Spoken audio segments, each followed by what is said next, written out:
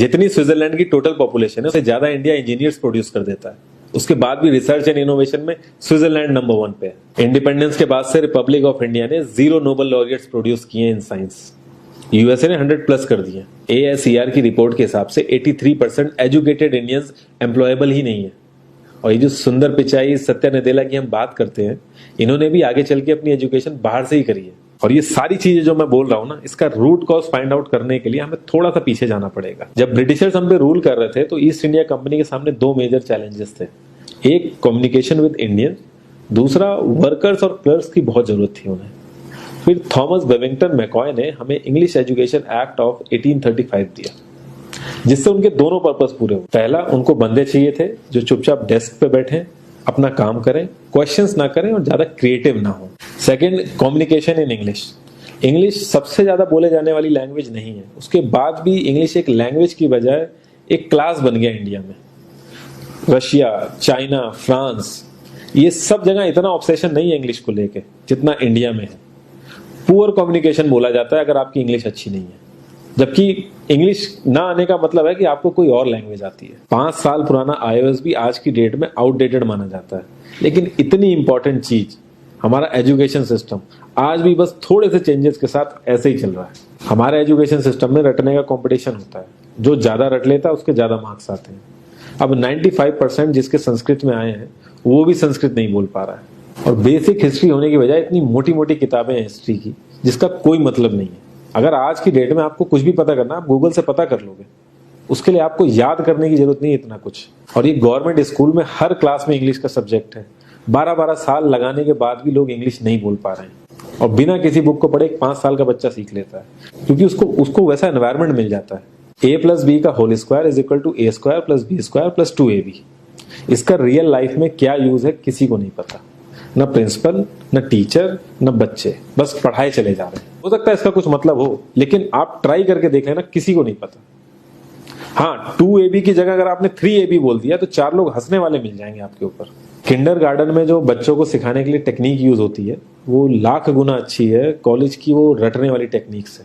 और जिन बच्चों के बहुत ज्यादा नंबर आते हैं ना, जो वो छुपा छुपा के एग्जाम में लिखते हैं, आप देखोगे जब वो रियल लाइफ में जाते हैं ना तो ज्यादातर क्रम्बल करते हैं। हर किसी को सेम सिलेबस और सेम चीज सिखाई जाती है बिना उसकी कैपेबिलिटी देखे।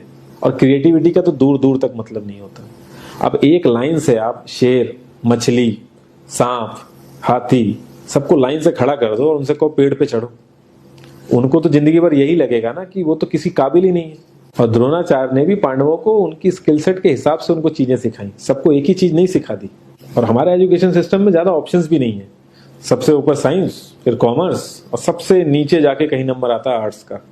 आर्ट्स लेने वाले को तो लोग इतना हल्के में लेते हैं जैसे वो किसी काम का ही नहीं है। हर माँ बाप को तो इंजीनियर या डॉक्टर ही बनाना है। कॉलेज वाले अगर एक्स्ट्रा कोर्स रख भी देते हैं तो माँ बाप एंट्री नहीं कराएंगे, तो वो सारा पैसा बर्बाद होगा कॉलेज का। तो ऑप्शंस कहाँ से आएंगे? और बचपन से ही आपकी ट्रेनिंग स्टार्ट हो जाती है। माँ बाप, भाई बहन, रिलेटिव सब ये समझाते हैं अगर आपके मार्क्स नहीं आए और जॉब नहीं लगी तो आपकी जिंदगी बेकार।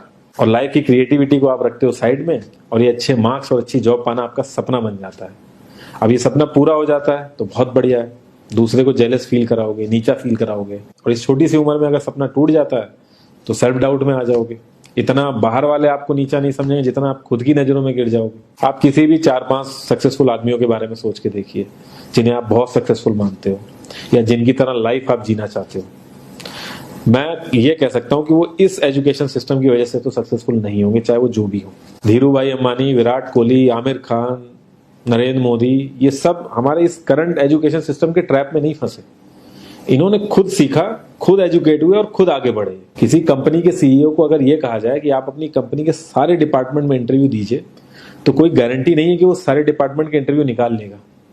और ये भी हो सकता है कि वो आधे से ज्यादा डिपार्टमेंट के लिए क्वालिफाई ना करे एजुकेशन वाइज, लेकिन वो पूरी कंपनी चला सकता है। तो ये जो एक स्किल है, इसके बारे में बात क्यों नहीं होती? लोग अपनी 25% से ज्यादा जिंदगी इस करंट एजुकेशन सिस्टम में लगा देते हैं ताकि अपने से कम पढ़े लिखे आदमी की कंपनी में जाके उसके सपने पूरे कर सकें। इंडिया का जो करंट एजुकेशन सिस्टम है, अगर वो इतना ही अच्छा है तो जो भी सेलिब्रिटीज हैं, पॉलिटिशियंस हैं, वो अपने बच्चों को बाहर क्यों भेज रहे हैं पढ़ने के लिए? इनफैक्ट पॉलिटिशियंस के साथ तो ऐसा करना चाहिए, जिस एरिया से वो जीते हो उसी एरिया के गवर्नमेंट कॉलेज में उनके बच्चे को पढ़ना कंपलसरी हो जाए, तभी वहां के गवर्नमेंट कॉलेज सुधर सकते हैं। 368 प्यून की जॉब के लिए 1.5 लाख ग्रेजुएट और 24,968 पोस्ट ग्रेजुएट ने अप्लाई किया।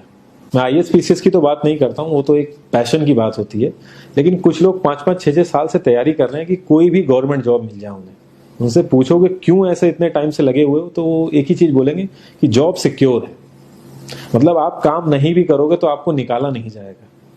ये सारी कामचोरी वाली बातें माइंड में इसीलिए आती हैं क्योंकि हमारा जो करंट एजुकेशन सिस्टम है वो इतना कॉन्फिडेंस ही नहीं देता है कि हम अपनी स्किल के दम पे कहीं जाके काम करें और हमें निकलने का डर ना हो। मैं आने वाले 10 साल की तो बात ही नहीं कर रहा हूँ, अगर मैं आने वाले 5 साल की भी बात करूं तो टेक्नोलॉजीज में इतना ज्यादा चेंजेस आ जाएगा कि जो आज हम पढ़ रहे हैं, जिस स्किल पे हम फोकस कर रहे हैं, पता नहीं वो रेलेवेंट भी होगी कि नहीं उस समय। Cloud computing, SEO, digital marketing, ये सब जॉब्स पहले एग्जिस्ट ही नहीं करती थी। हम लोगों को एजाइल होना पड़ेगा, नई नई चीजों को सीखने के लिए ओपन रहना पड़ेगा, क्रिएटिव माइंड लगाना पड़ेगा।